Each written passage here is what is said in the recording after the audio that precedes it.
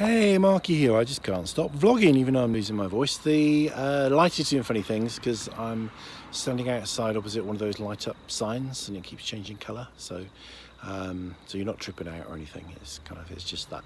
So a real quickie. I'm actually waiting for a taxi, but I wanted to shoot this one. I've been meaning to do more in the comedy series. I did one ages ago, so I want to kind of get back to some of those. But just a quick comedy tip. This is for people that are interested in becoming a stand-up comedian, stand-up comic. Is be very, very wary of advice that people give you, because if you say that you're getting into comedy, everyone will have an opinion, and everybody's repressed inner wannabe comedian will kind of come out and project their own wishes onto you.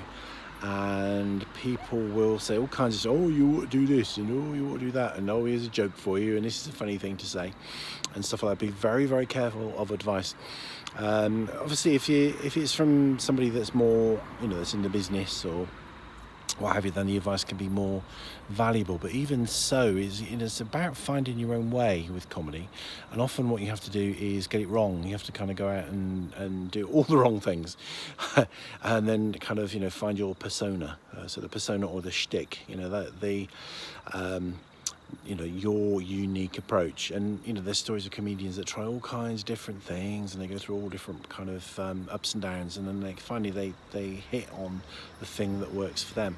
But it's a very unique thing. So maybe somebody can give you some good advice. I'm not saying ignore all advice, and of course this is advice, so I'm contradicting myself. I'm telling you not to listen to me.